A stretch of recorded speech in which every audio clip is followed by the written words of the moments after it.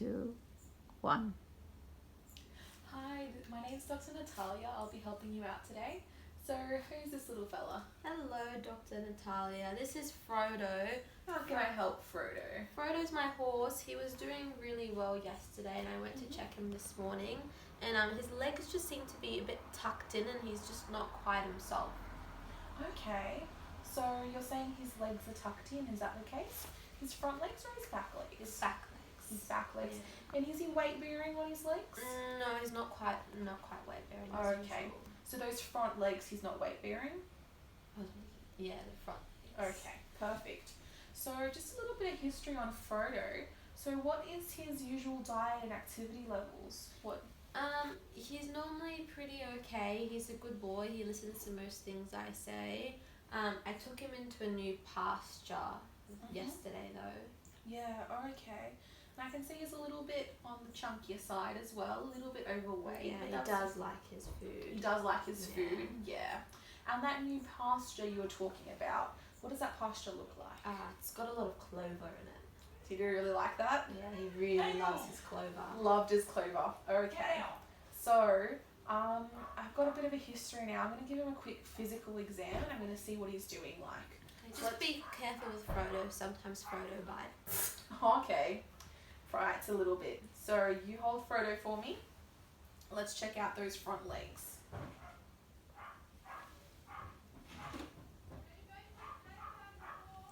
Good boy, Frodo. So with Frodo, I was able to check him over. He does have quite a lot of pain in those front legs, so we checked them with a hoof pick.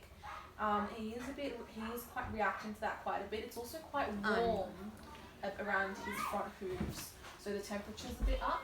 He's also had an increased heart rate and respiratory rate. Did you notice that at home as well? Yeah, he seemed to be breathing up a little bit. Yeah, so he's been breathing up quite a bit.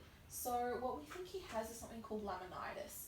It can happen when they have a sharp increase in carbohydrate intake, and especially when entering a new pasture like your pasture with clover. It's quite common.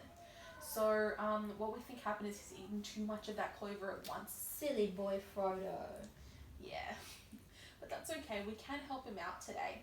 So basically the lamelle inside the foot has inflamed, and because it's between the hoof and the bone, it's causing them a lot of pain because it's quite inflamed and that's quite hot. Reason why it's changing at the moment. So in this case we caught it early. It's been 24 hours, so it's really good that we caught it at this time and we can give him some pain relief and some help to move forward. So in this case we're going to start him with an injection of phenylbutazone. That'll be an injection today, and it'll be really important you continue with that orally for the next 7 days. Then we're also going to remove his shoes and send him to a farrier. So those shoes are actually going to be causing him harm because his hooves are quite painful.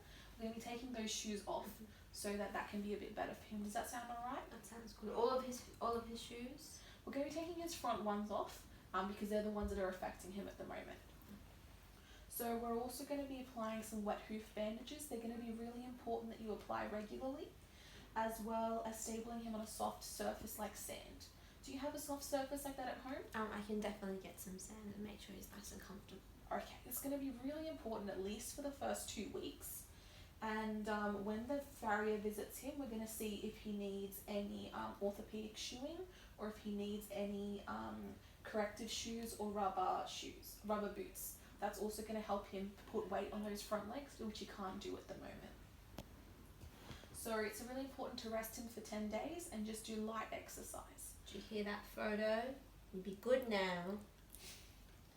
Okay, that'll be really good. So you also mentioned Frodo was on the farm. He was a working horse, was that correct? Yeah, he works with me every day. Okay, so the light exercise is really important for the next 10 days. We're only going to be walking him around a little bit for blood circulation, but no work. And we're also going to be visiting him in 3 days' time and another 3 to 4 times in the next 2 weeks. Only after those visits can we determine if he can go back to his normal work level or if it'll be a lighter workload for Frodo. Okay. He that bad? Yeah. So we might have to check up and see how much weight he can put on those front legs. So it also means that it has a higher risk of reoccurring the laminitis. So it's really important we keep him on a strict diet.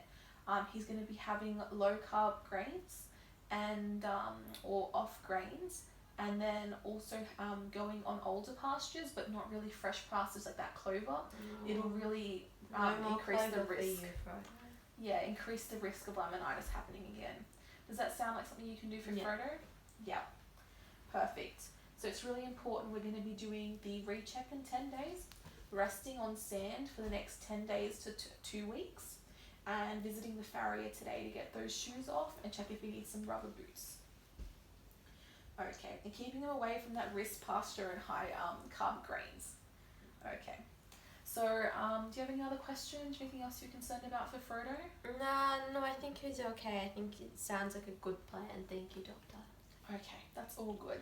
So I'll pass you on to the farrier now. Here's his card, and then it'll be hopefully all good. I'll see you again in 3 days. We'll see you in 3 days. Okay, thank you. Bye, Frodo. Bye.